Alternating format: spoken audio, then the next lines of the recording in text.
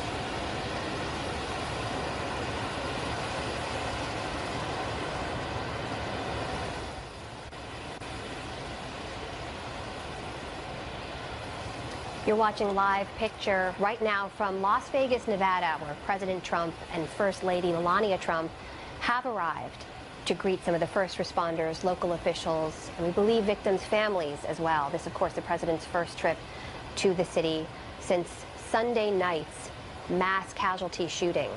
The death toll from that shooting now up to 59 confirmed deaths, nearly 530 injured.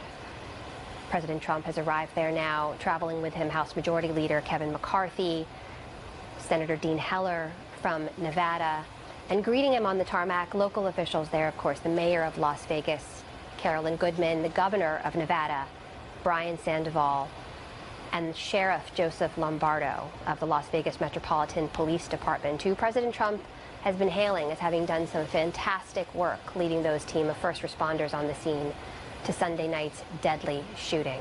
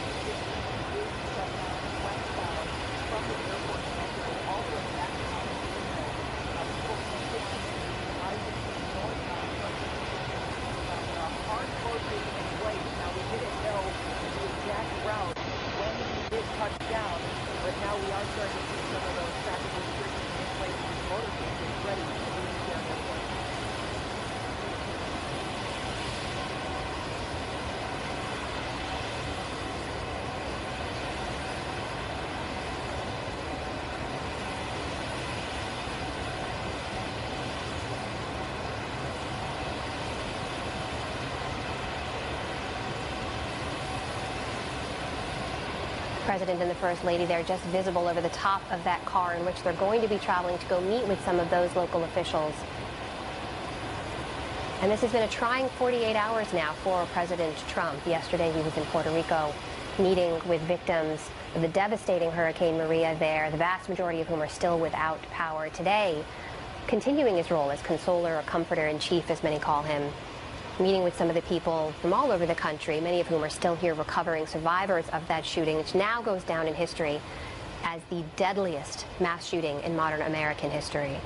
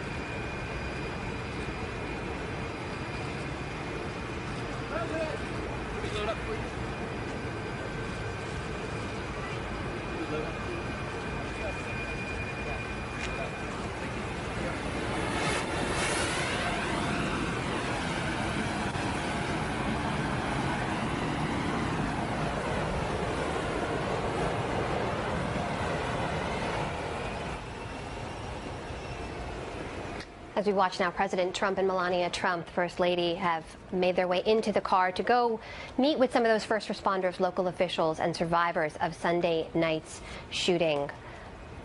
Joining me live in our coverage right now, my colleague Catherine Falders from down in Washington, D.C. joins us from the White House. She's been following the president over the last couple of days in particular. And Catherine, we didn't hear anything from the president there as he landed in Las Vegas. He's clearly focused on getting to those meetings and meeting with some of those people who've been so highly anticipating his arrival. We heard a little bit from him before he left the White House today, though. How did he frame today's visit, and what do we expect to see from him today?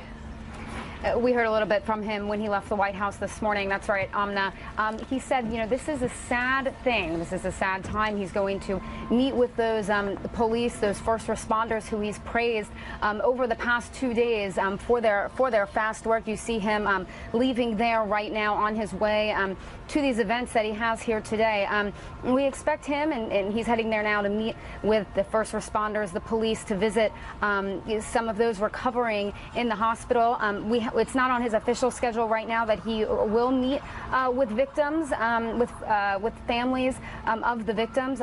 We expect he may do something like that. But in terms of what we expect to hear from him today, a very solemn President Trump over the past 2 days when he's talked about this particular incident in Las Vegas. Yesterday, he said he did come out and speak about the shooter, calling him a sick and a demented person. Very harsh language from him over there. A little more solemn here this morning, and he mentioned that, you know, for him personally, this is a very, very sad day.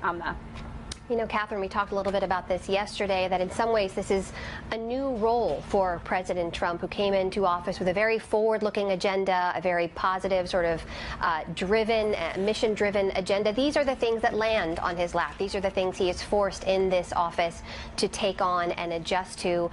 And this is the first time he's had to respond to a mass shooting. Unfortunately, we have to say it may not be the last time, given the pace at which these things happen. But what do we know about the conversations in the White House about how the president will speak and what his message will be to the people there in Las Vegas? Yeah, his message will be one of those reassuring the nation, similar to what he said on Monday. Of course, that's what we expect him to reassure the nation, to console those in the hospital, to praise the first responders, the police, as he's been doing. But as you mentioned, this is a different role for him. He's in a role as comforter-in-chief. He's been put in this role, though different situations, when he had to go down, when he visited Texas because of the hurricanes, when he visited Florida. Just yesterday, Puerto Rico, the optics of that is some would criticize as not so great because he seemed to make it a little bit about him there and combat the, quote, as he says, fake news. But this is the same role for him as comforter-in-chief, but it really is the first time where he's had to be on the ground responding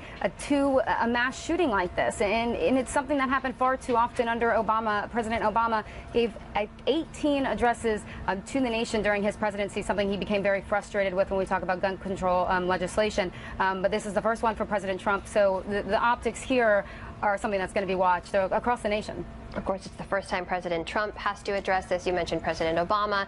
Presidents before him, Bush and Clinton, all had to face their own mass casualty shootings. Mary Alice Parks, our colleague over in the Washington, D.C. Bureau, has been following the angle of this that you raised, Catherine. Mary Alice, I want to ask you about the conversation this spurs every single time, which is to say, how do we stop these things from moving forward? What are we hearing from folks on the Hill so far? Democrats are saying, just pleading with Republicans to come to the table and even debate gun safety measures. You know, we've just been talking to some lawmakers today that walked out of the White House, had a press conference in walked out of the Capitol, had a press conference there on the Capitol steps and said, let's do anything. It could be big sweeping reforms or small measures. Democrats saying, please, let's look at any possible new regulations to make it harder for people to get guns, to make it harder for people to amass all these weapons. They're looking at some very specific technology that the Las Vegas shooter seems to have used. So that's sort of one side of the conversation. But the other side of the conversation, I have to say, sounds exactly the same as it does almost every time. A lot of Republicans just saying now is not the time for debate. Republicans saying they're not convinced that new policy regulations would have made a difference or could make a difference in preventing this kind of thing moving forward. So there's definitely a reigniting, a new moment for this debate, but it's unclear whether there will be any new rules, new laws, anything that changes. And there's a lot to be had on that conversation as well. Still very much developing, of course, is still the investigation into this most recent shooting. And Catherine, I want to get your take on this because we have a little bit of breaking news we can share with our audience now. We've learned that the suspect's girlfriend, the Stephen Paddock suspected shooter in this case, had a girlfriend by the name of Mary Lou Danley. We understand that she is going to be questioned in the next half hour at the FBI's LA field office. We understand she had made her way back to the States. She was abroad in the Philippines when the shooting occurred. Catherine, it speaks to the ongoing nature of this investigation, the things we don't yet know. You mentioned earlier the president only recently weighed in on the shooter. He's been quick to jump into the mix and tweet about things or talk about things that have happened in the past. Why has he been so hesitant when it comes to this particular shooting?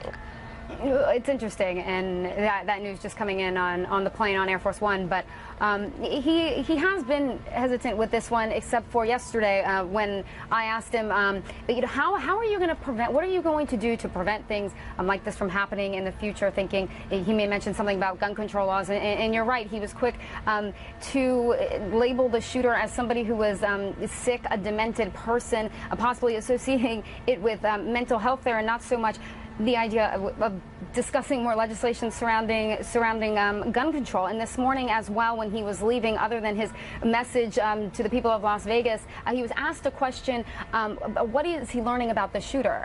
What is he learning about the motives? And the president said, we continue to learn a lot more. They're learning a lot more, and I'm going to announce that at an appropriate time. So he has been, much more hesitant in this case to label him, as something or another, but he has jumped into the debate to call him a sick and demented person. And Mary Alice, the question here for the folks who are in charge of legislating, of putting forth the policy that could change things moving forward, the question is really what is your plan? Whether it's gun control or some kind of holistic approach to mental health and background checks or whatever it is, who's coming forward with a plan right now? Right, so you have some Democrats that are saying, let's take a small piece of gun safety, and specifically this new technology. I think we've had a lot of Americans over the last few days Googling these bump stock devices. I know that I did. I didn't know this was a thing before. We've been hearing a lot of the investigators there in Las Vegas talking about how the shooter was able to basically modify his semi-automatic assault rifle to make it almost like a machine gun. And people know that machine guns aren't allowed, and so why in the world is a device that could could make a gun like a machine gun allowed. So you have some Democrats in the Senate, Dianne Feinstein, introducing new legislation saying, okay, let's at least close this weird loophole. If machine guns are outlawed, then the devices that could make a gun into something like a machine gun should be outlawed. And we've had some Republicans say that, yeah, that's a really interesting, small, sort of, could be more targeted piece of legislation that they maybe could get behind. They say that they're still looking at the evidence, talking to investigators. But I think that'll be something that's really interesting to watch in the next few days, because it's a concrete idea, something that was directly related to this shooting, and maybe something that could be a small piece of gun control, a small piece of gun safety moving forward that lawmakers could tackle. Mary Alice, I have to ask, though, in this climate, because Congress does not have a reputation for getting a lot of things done, being able to come together and compromise to work forward and actually pass legislation, but this kind of incremental step is exactly what a lot of people have been talking about for a very long time. When you look at the way in which we have reduced deaths related to, say, automobile safety, for example, it's been through incremental steps over the years, not one big sweeping change. Is there anything about Sunday night's events or the death toll as it now sits and could potentially rise that leads you to believe things could be different with this one piece of legislation moving forward? I mean, it really depends who you ask. There are plenty of folks who were really disheartened that there wasn't any new legislation put in place after the Sandy Hook shooting. There are folks that say if that horrible instance couldn't bring lawmakers together to do anything to pass any kind of gun safety, then why would this be any different? But there are others that do seem to think that this could be a unique moment. I'm always sort of relating it back to the kind of the healthcare conversation and public polling with healthcare. You know, when you asked people, do you like Obamacare? We used to talk about folks saying no. Generally, the polling on Obamacare was pretty bad. But then during the health care repeal debate, we noticed that as you broke apart the law, talked about pre-existing conditions or certain aspects of the law, suddenly a lot of people were willing to go into the streets and storm town halls and talk about the importance of specific parts of legislation. And I think that that's what you could see right now in this moment with gun control. You talk broadly about Second Amendment rights. Yeah, a lot of Americans really believe, of course, they have a constitutional right to guns, to bear arms, to make sure that is a right and the right that people are proud of, and that makes this country really unique. But does the Second Amendment right mean all guns, all the time, anywhere, without any restrictions? I think you have more and more Americans that say probably not. That doesn't make sense. And are there certain parts of gun safety that we can pass either on a state level or a federal level? You know, Catherine, Mary Alice raises a really interesting point there, which is how the American public actually feels about these issues. And there's been consistent polling around this, right? When it comes to things like basic background checks, consistent background checks, the majority of Americans actually support those kinds of measures being taken when it comes to gun regulation. And I want to ask you this from the perspective of someone who covers the White House, because the president has proven himself to be somewhat responsive to public sentiment. We saw it with DACA. We saw when he responded and basically said, okay, we're going to take a soft stance on this when he found out it was a vastly unpopular step he was taking. Do you think that there's any room when it comes to this, especially for a man who ran his campaign as a Second Amendment protectionist? Is there any room for movement on this issue? You know, I think, as you know, anything with this president, he responds off certain events that happen across the country, and does have a variety of different perspectives with him. I think there is a little bit of wiggle room here for him. He probably won't frame it as he was somebody who was a Second Amendment supporter on the campaign trail, but I think, at least from speaking to him when he's talked to us on the South Lawn leaving the White House, he's acknowledged that this gun control debate in legislation is something that we're going to be talking about very soon. Of course, the White House says, which was getting some criticism the other day, as Mary Alice noted, Sarah Sanders mentioned that now is not the time to be talking about this. It's a time to mourn. But the president, at least when we've seen him just out behind us, has been receptive to this issue about starting the conversation again, legislation behind it. So I think, as we've seen with other issues, I think there is some wiggle room here for him. He needs to be presented with all the facts. There's differing opinions inside this White House. So I do think there's some room for him there, and I think it's something we can see. I think this, as he mentioned, he says that this has affected him personally. So we'll see how he responds to that. We will see, indeed. The president now on a trip to Las Vegas in the wake of Sunday night's historic shooting. Catherine Faulders and Mary Alice Parks, always good to talk to you guys. And of course, we'll have continuing coverage right here of the president's trip, or you can head over to abcnews.com to get updated on the latest on that story and many more. For now, I'm Amna Nawaz, and I'll see you back here soon.